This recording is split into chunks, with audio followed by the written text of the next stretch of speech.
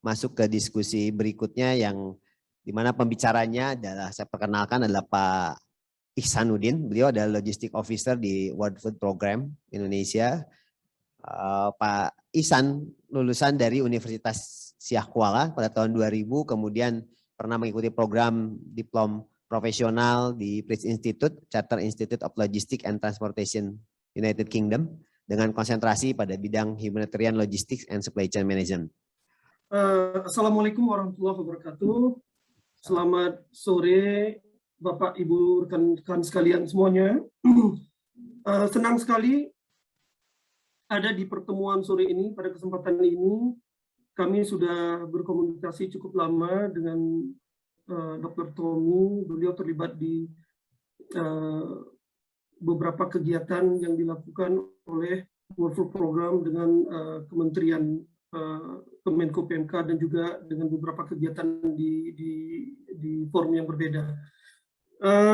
Yang saya hormati tentunya Bapak Ibu sekalian, baik itu dari sisi panitia, peserta dari Pajajaran, Southampton, para pembicara dari BNPB, dari GRIS, dari Civil Protection. Menarik sekali. Saya sejauh ini sudah mengamati, menyaksikan. Baik, saya langsung saja. Mungkin pertama perkenalkan, nama saya Ihsanuddin, atau dipanggilnya Ihsan. Sudah bekerja di Badan Pangan PBB dari tahun 2005, persis setelah tsunami, Indian Ocean Tsunami di Aceh di 2004, 17 tahun yang lalu. Oke, sore ini saya akan sedikit dengan waktu yang kurang lebih 20 menit mencoba menjelaskan sedikit bagaimana sih sebetulnya respons supply chain dalam konteks humanitarian ini dilakukan oleh World Food Program, karena saya bekerja di situ. Jadi tentunya yang bisa saya share adalah pengalaman-pengalaman yang mungkin bisa menjadi pembelajaran ataupun bisa menjadi bahan untuk kita diskusi lebih lanjut, agar nanti kita bisa sama-sama mengambil poin dari sesi ini. Oke, nah ini satu studi yang dilakukan baru-baru ini oleh Health Logistics dan juga Cornell Logistics University. Mungkin rekan-rekan semua pernah mendengar sebelumnya. Mereka menganalisa itu expenditure dari 5 organisasi besar. Ini kalau kita lihat IFRC ini besar sekali ya, itu masif sekali. Nah dia menganalisa itu biaya-biaya yang dikeluarkan di 23 emergency response operation antara 2005 hingga 2018. Dan studi itu menunjukkan bahwa rata-rata biaya yang dikeluarkan di penanganan darurat bencana itu sekitar 73% adalah biaya yang terkait dengan supply chain. Nah, jadi artinya dari slide ini, kalau 100%-nya itu adalah biaya keseluruhan penanganan sebuah darurat bencana, kita bisa bayangkan 3/4-nya adalah biaya yang terkait dengan rantai pasok. Ini termasuk pengadaan dari barang bantuan tersebut. Nah, artinya ini sesuatu yang penting sekali, harus menjadi perhatian kita. Terus kita improve sisi-sisi yang bisa membuat penanganan darurat bencana menjadi lebih baik, lebih terkoordinir, lebih terpadu, lebih berinovasi, dan terus berkembang. Nah, sedikit tentang WFP. WFP adalah organisasi kemanusiaan terbesar yang berada di bawah PBB, yaitu Badan Pangan Program Pangan Dunia, yang dibentuk di tahun 1961. Itu persisnya ketika pada saat itu penanganan bencana krisis kemanusiaan itu begitu besar. Akhirnya antara FAO dan WFP dibentuk oleh lembaga, oleh UN, itu memisahkan antara peran untuk penanganan darurat bencana dengan food for livelihood, agriculture recovery itu lebih kepada FAO, sementara untuk food for aid, for life saving operations itu berada di WFP. Supply chain ini menjadi backbone dari operasi WFP di seluruh dunia dengan pengalaman lebih dari 60 tahun. ada sekitar 4.000 staf supply chain di seluruh dunia dari total sekitar 20.000 karyawan WFP. Saya sengaja menyertakan link, jadi nanti rekan-rekan sekalian, nanti kalau saya PDF-kan ini, silakan kalau panitia bagi bisa diakses informasi lebih lanjut. Nah, WFP beroperasi di kurang lebih 80 sekian negara di seluruh dunia. Itu negara yang ada direct food assistance, operasi bantuan pangannya. Setiap harinya, ini kurang lebih statistiknya, setiap harinya WFP menerbangkan 100 airlines, pesawat, itu baik untuk operasi air freight, kargo, airdrops, itu di banyak daerah tidak bisa di landingi pesawat karena satu lain hal, security, ground tarmac condition, dan juga ada juga operasi airlift, itu mengangkat barang, dan satu itu menggunakan 100 pesawat setiap harinya, dan ada ribuan truk bisa dilihat sendiri. Nah, kemudian ada juga bengkel-bengkel. Kemudian kita juga mengoperasikan kapal laut, 30 kapal laut setiap harinya di tengah laut. Jadi ketika terjadi satu kejadian bencana, itu ada pengalaman menarik, nanti saya share bagaimana kita mendivert kapal ketika terjadi gempa di Padang. Nah, itu bantuan untuk, kalau saya tidak salah, Pakistan. Karena waktu itu beli biskuitnya itu dibeli di Indonesia. Ya, ketika kapalnya sudah lalu lalang, gempa besar, itu langsung menggunakan charter agreement sama shipping liner, kita bisa memindahkan kapal itu dengan secepat-cepatnya dalam hitungan jam, dan mungkin tergantung lokasi dari kapalnya itu bisa digeser ke lokasi bencana di seluruh dunia. Elemen supply chain WFP, kalau yang merah-merah itu core operational function, terdiri dari di sini ada food procurement, logistics, shipping, aviation, cash-based transfer, dan market assessment, lalu goods and service procurement. Kalau yang biru-biru ini adalah core support function, yang tadi core operasional, ini core support function. Nah, itu ada vendor management, food safety quality assurance, risk and insurance, kemudian ada juga business support, planning, ya, kemudian yang sisanya yang warna pekat, biru pekat ini, itu support to humanitarian partners. Jadi kenapa WFP ini diberikan mandat mengurusin supply chain untuk orang lain, sementara dia itu kan World Food Program, jadi Badan Pangan PBB semestinya kan menangani supply chain untuk organisasinya saja, tapi tidak seperti itu. Belajar dari kejadian tsunami Aceh di tahun 2004-2005 yang lalu, itu dilakukan ada satu perubahan besar di dalam struktur bagaimana komando koordinasi dilakukan dengan pembentukan humanitarian reform, namanya reformasi kemanusiaan masif yang dilakukan interagency standing committee, lembaga-lembaga tinggi PBB dan IFRC lain sebagainya. Itu menyepakati beberapa hal, yaitu salah satunya pembentukan 11 sistem klaster internasional, di mana WFP dimandatkan untuk menghandle 3 klaster internasional, yaitu logistics atau juga terlibat di supply chain, kemudian emergency telecommunications cluster, yang terakhir food security. Nah, ini kenapa ada hal-hal semacam ini? Ini kalau dilihat UNHRD, ini UNHRD ini, itu United Nations Humanitarian Response Depot yang ada di berbagai benua, yang menyimpan barang lebih dari 90 organisasi pemerintah dari berbagai dunia. Ini yang terdekat dengan kita ada di Kuala Lumpur. Nah, ini banyak. UNHAS ini Humanitarian Air Services. Itu layanan pengangkutan penumpang kemanusiaan. Nah, kemudian next slide, sekilas tentang in numbers supply chain operation WFP, itu untuk pengadaan bantuan pangan tahun lalu itu sekitar 2,6 miliar dolar, menghasilkan 4,4 juta metrik ton bahan pangan. Ini bahan pangannya banyak sekali, ada puluhan jenis, mungkin belasan atau puluhan. Kemudian mengangkut penumpang hampir 300.000, mendukung, memberikan layanan ke 500 organisasi lebih, dan juga mengangkut kargo kemanusiaan pihak stakeholder lainnya, anggota dari klaster logistik, yaitu 500.000. Nah, Indonesia menjadi salah satu negara, kalau dulu di 3-4 tahun yang lalu, Indonesia itu masih masuk 10 besar negara di mana WFP membeli bantuan komoditas pangannya. Nah, kalau dulu masih 76 juta, 71 juta US dollar per tahun. Nah, sekarang sedikit menurun.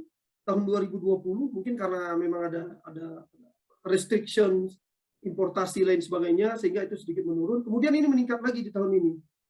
Nah, ini kalau bisa dilihat negara-negara tujuannya itu negara konflik semua. Konflik karena kalau di sini di bawah dilihat over 60% of food procure di 2020 atau setara dengan 2 juta ton itu dikirim ke operasi level 3. Ini level 3 ini kalau di sistemnya PBB ini bencana dengan level terbesar yang ada. Indonesia itu baru sekali mencatat bencana dengan level 3 dalam sejarahnya, itu tsunami Aceh. Yang lainnya tidak masuk, kategori 2 pun tidak masuk. Misalnya pada saat Padang itu hanya masuk kategori 1. Sulawesi Tengah saya tidak tahu klasifikasinya, tapi kurang lebih seperti itu juga. Nah, level 3 ini masif sekali. Dan kemudian ada juga kategori kompleks emergency. Udah ada bencana alam, ada konflik lagi, mungkin ada mix antara pandemi, ada lagi konflik. Nah, ini kompleks emergency. Jadi memang hampir semua bantuan pangan atau lebih dari 50% itu memang untuk krisis. Jadi bukan hanya untuk program bantuan pangan masyarakat miskin di Afrika, bukan hanya itu, tapi juga fokus ke negara-negara yang sedang bermasalah. Ini tools yang kita miliki untuk supaya bisa siap siaga merespons kejadian bencana di seluruh dunia. Seperti saya sebutkan tadi, ada 30 kapal saat ini berlayar di mana-mana. Dengan humanitarian charter agreement, WFP bisa mendivert kapal tersebut. Waktu kejadian tsunami Aceh, beberapa kapal itu didivert juga. Nah, jadi tidak harus memproses procurement dari nol atau membawa dari negara mana importasi, tidak. Tapi dengan agreement ini kita mampu mengalihkan bantuan kemanusiaan agar masyarakat bisa secepat-cepatnya dapat bantuan kemanusiaan. Nah, kemudian kita juga memiliki tools yang memungkinkan kami memonitor kejadian bencana di seluruh dunia secara cepat sekali. Nah, kemudian kami juga memiliki roster dari orang-orang ataupun organisasi sebagai standby partner yang bisa membantu penanganan darurat bencana di seluruh dunia dalam waktu paling lama 36 jam.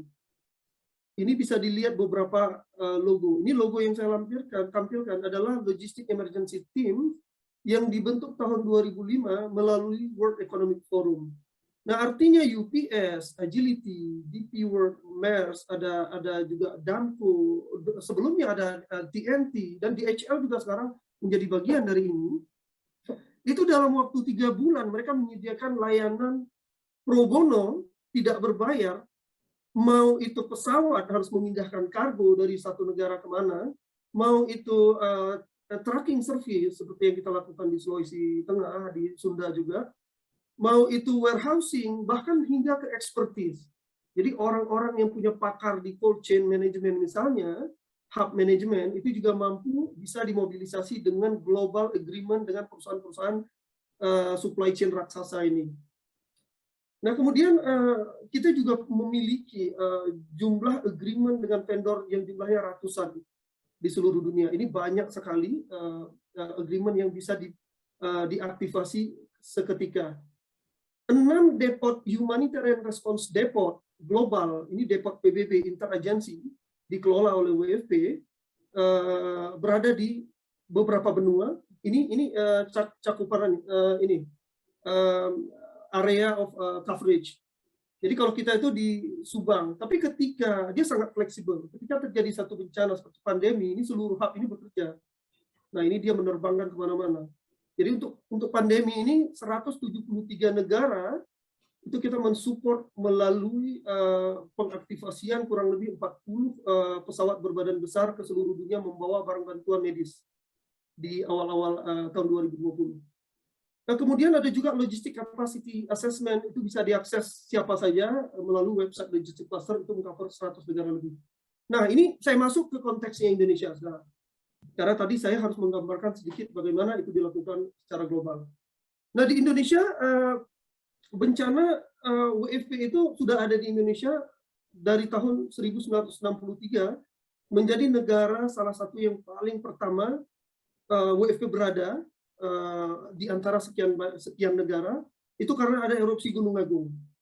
Nah, jadi ada program pembagian bantuan pangan secara masif di Bali, dan juga restorasi jalan dan lain sebagainya. Lalu berlanjut terus hingga krisis ekonomi 9, hingga situasi ekonomi sangat membaik di 96, kita keluar dari Indonesia dan masuk kembali 98 karena ada krisis ekonomi dan El Nino fenomena. Nah, ini penanganan bencana menjadi berubah untuk konteks Indonesia, dengan Indonesia sekarang berada di negara middle income country, lalu Indonesia juga naik kelas menjadi anggota G20. Artinya pendekatan Badan Pangan, Program Pangan PBB juga berubah. Sebelumnya, ini bantuan itu bersifat pangan. Ini kalau dilihat sebelah kiri, ini bantuan pangan semua ini. Nah, kemudian di tahun 2015, sebetulnya ini di 2010 hingga 2015 masih ada bantuan pangan di beberapa daerah di Indonesia Timur, tapi bukan untuk bencana. Itu program masalah gizi lain sebagainya, nutrisi. Namun program pangan sudah dihentikan secara total di tahun 2015 seiring dengan posisi Indonesia yang semakin strategik. Nah, sehingga dukungan pun berubah menjadi technical assistance. Cukup banyak technical assistance, saya tidak listkan yang kecil-kecil, banyak banget, itu kita bareng-bareng terus dengan BNPB dan Kemensos di berbagai penanganan bencana. Nah, 3 elemen utama dari penanganan bencana ini, khususnya ketika kita berbicara food assistance, itu selalu ada komponen planning yang ditekankan tadi oleh rekan kita dari Yunani, sourcing dan logistics. Nah, untuk konteks Indonesia, sourcing ini pada saat penanganan bencana, karena WFP ada program pangan untuk bantuan masyarakat yang kurang beruntung ataupun yang miskin, itu kan sudah ada agreement sama Bulog, sehingga bisa dengan mudah diaktifasi. Sekarang pemerintah juga punya CBP kan, nah dia itu juga cukup well in place dari sisi pemerintah. Nah, kemudian sourcing ini juga termasuk diversion dari kapal yang tadi yang saya sebutkan, itu bagian dari strategic sourcing. Nah, kemudian ada juga barang-barang yang dipraposisi di UNHRD depot di Kuala Lumpur misalnya, itu bisa juga digeser untuk bagian dari pemenuhan mengadakan barang. Nah, dari sisi logistik, saya tadi menyebutkan peran serta dari private sector yang begitu besar. Nah, ini tidak dilakukan sendiri. Dalam kasus-kasus tertentu, kita mungkin memobilisasi aset sendiri, seperti helikopter, pesawat, lain sebagainya, kapal. Tapi di banyak penanganan bencana, yang paling mudah diaktifasi adalah partnership di local agreement. Walaupun itu dipayungi di tingkat global, tapi itu yang paling mudah mekanismenya. Entah melalui mekanisme kemitraan dengan beberapa perusahaan asosiasi logistik misalnya, nah itu bisa diaktifasi di masing-masing negara. Nah, tapi pola penanganannya selalu seperti ini. Perencanaan pun harus jelas berapa lama intervensi, dan tentunya ini harus mendapatkan clearance dari government, dari pemerintah Indonesia. Tidak bisa kita turun di penanganan bencana tanpa izin dari pemerintah. Ini ada satu waktunya bisa ya? Waktunya 5 menit lagi. Oke, baik. Ini ada satu sourcing strategi yang cukup menarik, yang mengubah wujud wajah bagaimana WFP melakukan reduction di lead time dari 4 bulan menjadi hanya 31 bulan kurang lebih, atau 32 hari. Ini masif sekali, yaitu melalui facility yang kita sebut Global Commodity Management Facility. Jadi kita beli barang dalam kuantiti yang masif sekali, disimpan di beberapa negara, sebagian besarnya di Afrika. Itu dengan jumlah yang besar sekali, sekalipun negara yang bersangkutan belum memiliki funding untuk procure barangnya, foodnya masing-masing. Sehingga dengan strategi ini WFP mampu menghemat waktu pengadaan sebesar ini dari mulai diterapkan di tahun kurang lebih 2012 yang lalu. Kemudian response option. Nah, penanganan darurat bencana tidak melulu pemberian pangan bantuan fisik. Nah, sekarang sudah berubah, WFP sudah melakukan distribusi cash based transfer melalui modalitas voucher menggunakan mesin kartu ATM dan sebagainya. Itu 33% operasinya sudah beralih kemari. Nah, saya mau masuk ke inovasi ini yang menarik sekali. Inovasi yang dilakukan ini marketplace di mana setiap orang bisa mengorder layanan gratis dari WFP, itu handling, transport, storage, memindahkan barang seluruh dunia untuk penanganan pandemi, itu bisa diakses dengan layanan ini. Itu di tahun 2020 pada saat itu. Nah, kemudian kami bekerja sama dengan Share ini itu mengembangkan moda angkutan amfibi yang bisa menjangkau lumpur seperti apapun, bisa floating di air, sehingga barang bantuan tidak ada hambatan. Karena kadang-kadang airdrops itu ada masalah. Kalau lumpur mau di airdrops kemana? Nah, kemudian kami sekarang pada tahapan membangun partnership dengan Atlas, ini sebelah kanan, itu membangun airship.